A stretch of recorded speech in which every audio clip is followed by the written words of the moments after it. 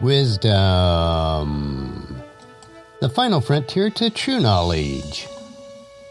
Welcome to Wisdom Trek, where our mission is to create a legacy of wisdom, to seek out discernment and insights, to boldly grow where few have chosen to grow before.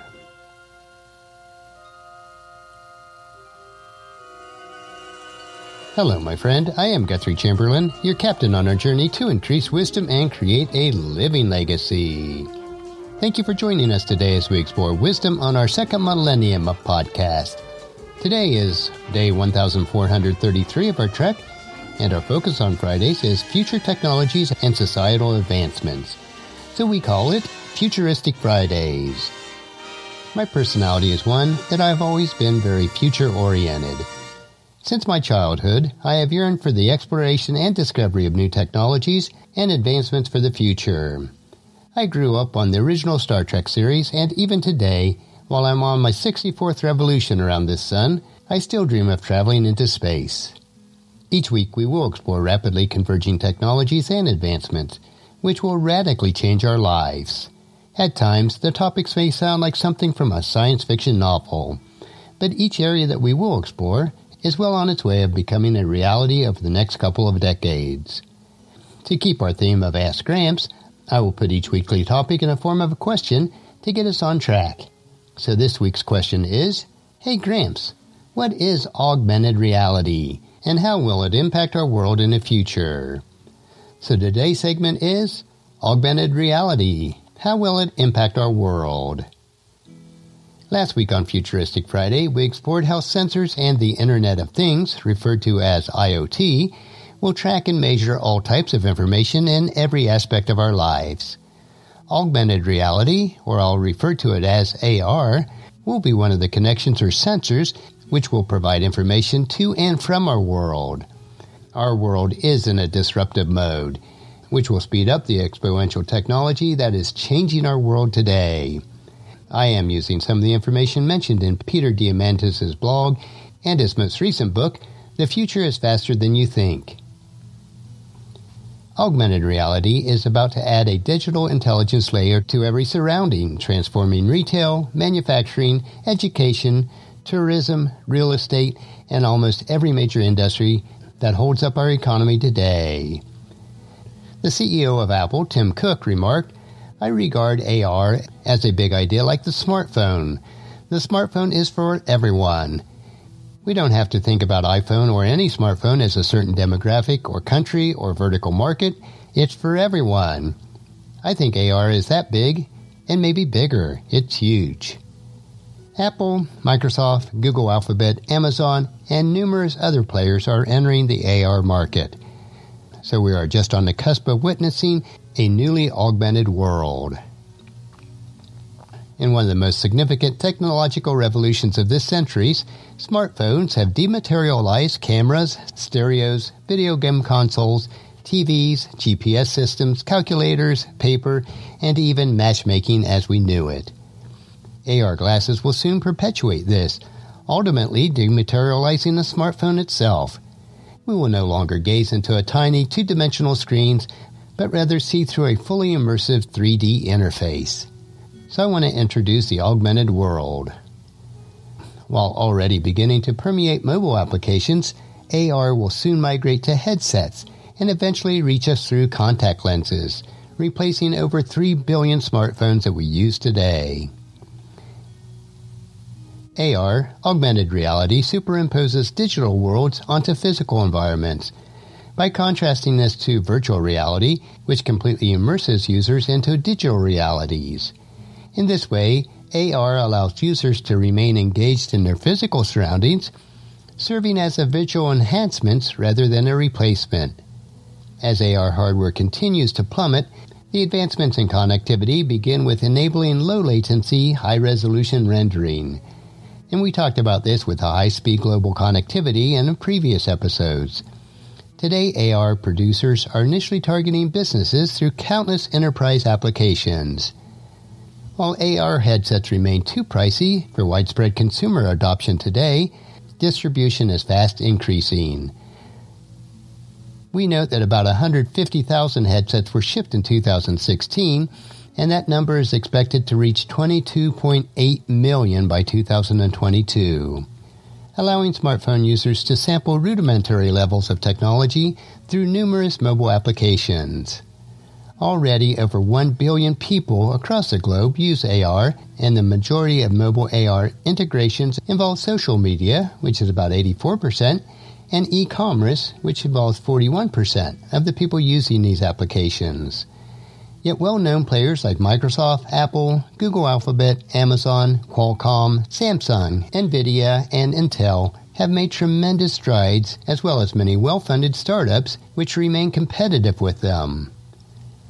While AR has not yet been democratized, that means available at a reasonable price, as virtual reality has already become, $100 will get you an entry-level Leap Motion headset, while the top-of-the-line Microsoft HoloLens 2 remains priced at about $3,500.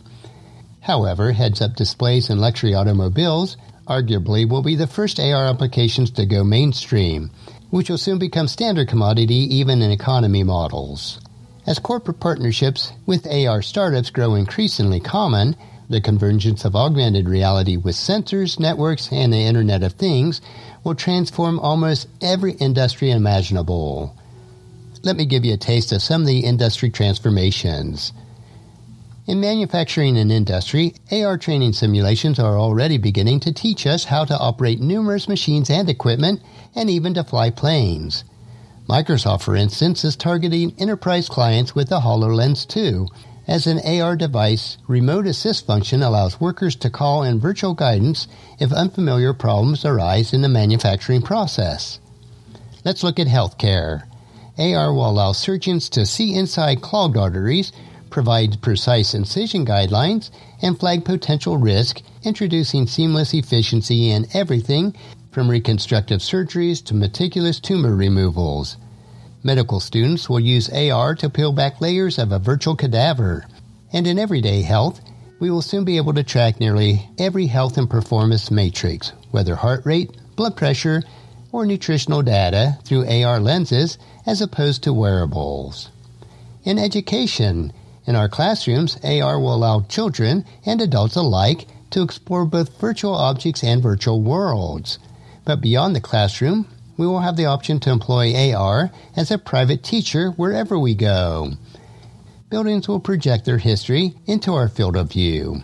Museums might have AR-enhanced displays. Every pond and park will double as a virtual overlay lesson in biology and ecology. Or it might teach our students to value money with virtual budgeting and mathematical tabulations at grocery stores and department stores.